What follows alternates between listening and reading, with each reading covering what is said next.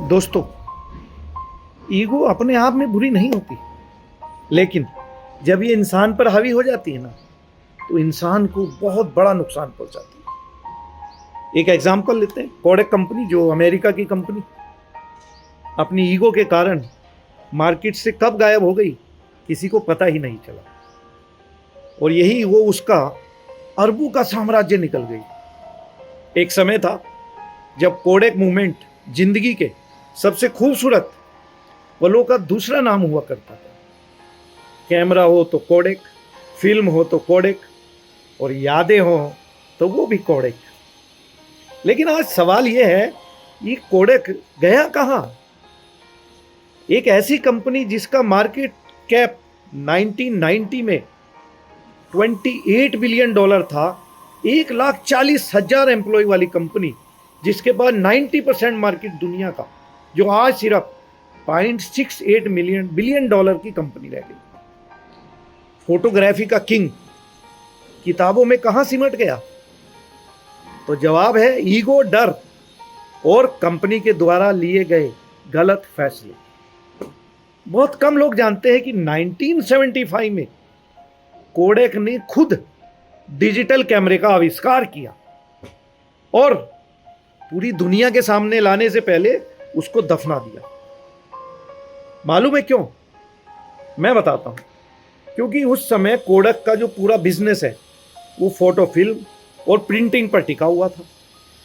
Management ने सोचा कि अगर हमने डिजिटल कैमरा लॉन्च किया और वो नहीं चला तो हमारी जो फोटो फिल्म की सेल है वो खत्म हो जाएगी।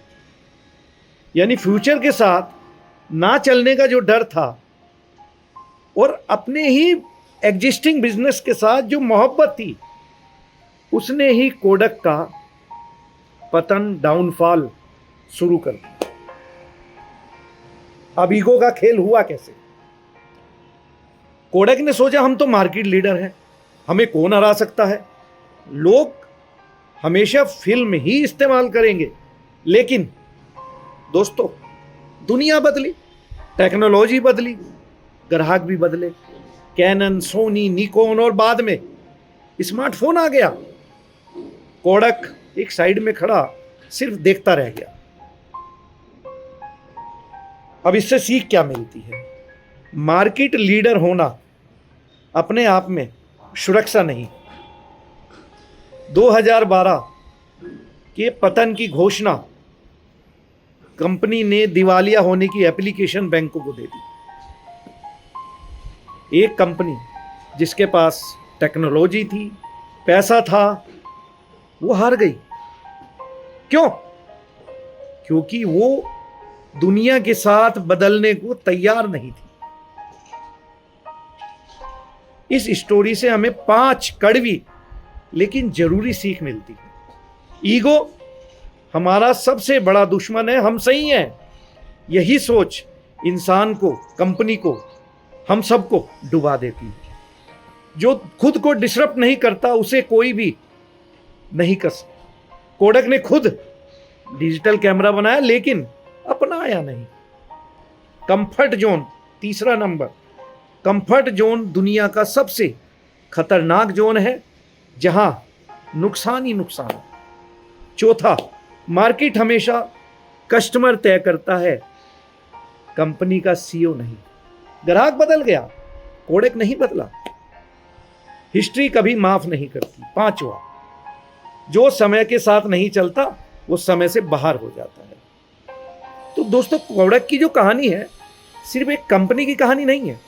ये हर लीडर, हर मैनेजर, हर प्रोफेशनल के लिए एक चेतावनी है कि जो सीखना बंद कर देते हैं ना, वो जीतना बंद कर देते हैं। आप जिस कुर्सी पर आज बैठे हैं, जिस सफलता पर, जिस सक्सेस पर आप घमंड करते हैं, गर्व करते हैं, अगर आपने बदलाव को समय रहते गले नहीं लगाया तो वही सफलता आपकी सबसे बड़ी हार बन सकती है। तो क्या मिलता है? ईगो नहीं, इवोल्यूशन सेलेक्ट करिए।